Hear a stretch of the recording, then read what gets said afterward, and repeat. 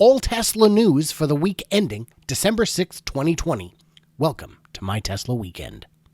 Tesla stock on the week was essentially flat, down 0.5% to $599.04, compared with the NASDAQ Composite up almost 1%, and the S&P 500 up 0.77%. Some good news on the stock.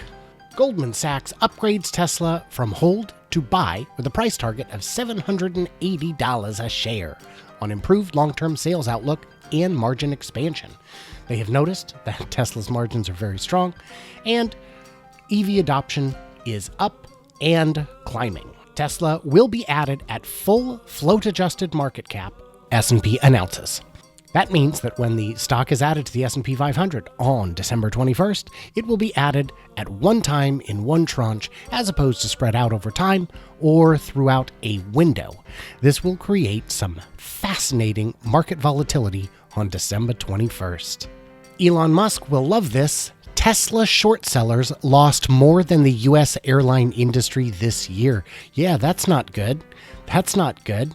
But, tough luck. Maybe don't short the stock. Just kind of thinking out loud there. Elon Musk wants Tesla to focus on profits or warns that Tesla will fall like a souffle under a sledgehammer. And he's not wrong. There are high expectations for the stock, for the company, based on how high the stock price is right now, and with the company going up in value by over $100 billion last month, there are new investors of every variety, and they are focused on the bottom line, so let's keep our eye on the prize. Tesla launching commercial EV charging arm with focus on apartments. There are a lot of people who live in condos and apartments, and they have trouble finding charging. So this will not just be superchargers, this will be lower level chargers that are easier and cheaper to install, and apparently Green the Only, the legendary guy who looks into the code of Teslas, has found a new charge port protocol for billing, which means there could be actual rate charges for people in apartments and other places. China grants Tesla green light to start selling Shanghai-made Model Y SUV, which is very exciting, of course. The factory we've been watching has been going up quite quickly, which is great. And if you've been watching any of my progress videos, you can watch it all happen more or less in real time, once a week. Which is not real time, but hey, man, it's close. Exclusive, LG Chem to double China battery capacity to meet Tesla demand. Tesla already has a contract with CATL to provide Model 3 batteries. The LG Chems will be used in the Model Ys. At this point, Tesla is using essentially every battery manufacturer on the planet. Ex-Tesla factory worker to pay $400,000 over feud with Musk. A former Tesla employee whose name you may have heard, Martin Tripp, illegally divulged trade secrets about the production of Tesla's Model 3. Specifically, he was saying that there was a lot of battery waste and subpar products and whatever going on in Nevada. And even after the judge told him, no more talking, he kept talking. He owes Tesla an extra $25,000 for previously revealing information about the company, despite being ordered to stop by a judge. Let it go, Marty. Let it go. Elon Musk extremely confident of Tesla FSD release in 2021. Well, I mean, me too, I guess, but, feature complete, I guess, would be possible. He's saying actual level 5, about which I'm a bit more skeptical. Let me know in the comments when you think feature complete will come and when level 5 will come.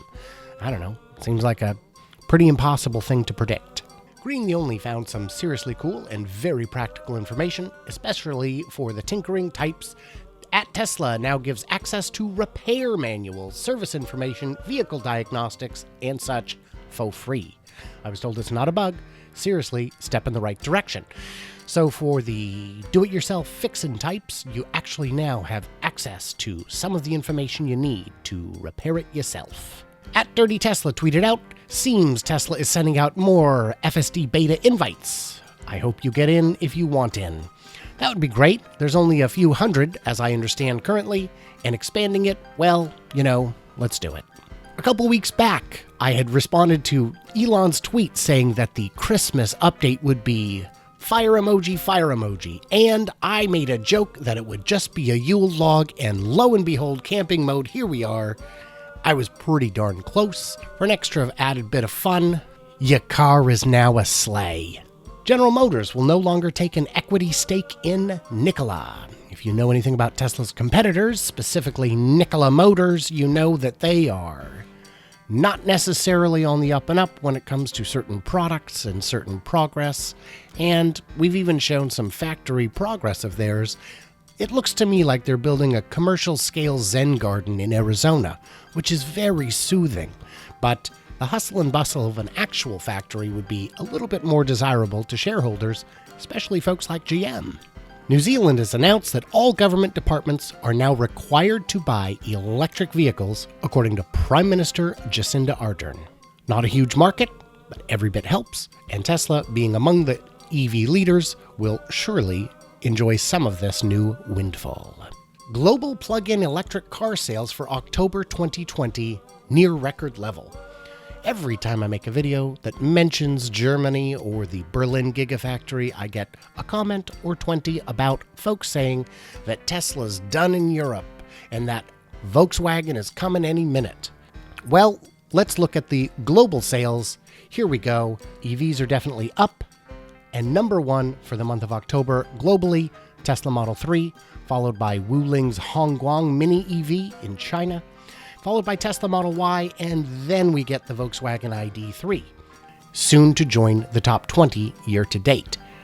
Now, while the ID3 may be dominating in Germany or even in the EU, October is a very low month for deliveries into Europe for Tesla, as we discuss constantly, because ships are only sent out during the first month, not in the third month of each quarter. Globally, Tesla has the Model 3 in first place with 260,000 units delivered, followed by the Renault Zoe at a quarter of that. I mean, come on, man. And the important thing to remember for the Tesla Model 3 deliveries in Europe is that 3 ships have recently arrived in the Netherlands, each carrying 5,000 to 7,000 vehicles, for a grand total of another 15,000 to 20,000 being sold immediately. So while the ID3 is a great car, and it is going to capture market share, it still has an uphill battle to face against the Tesla Model 3, to say nothing of production of the Model Y and whatever else is going to roll out of Giga Berlin in about 6 months. Speaking of Volkswagen, VW CEO reveals Mission T to catch up with Tesla as he faces vote of confidence. The vote has come and gone. They didn't actually vote. There is no confidence or lack of confidence, but he held a 3-day summit with 30 of his top executives to discuss his mission to catch up with Tesla. And the problem is he wants to catch up with Tesla by 2024. Tesla is a moving target. You will not catch it by looking back. You've got to out-innovate them at every step, which has proven very difficult for every manufacturer, regardless of how much money they've put in.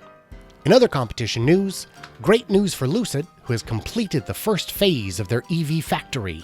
Look at that, just a year ago, and now they've got a factory. They're hoping that their $300 million factory will soon be able to produce 400,000 units per year out of their million square foot property.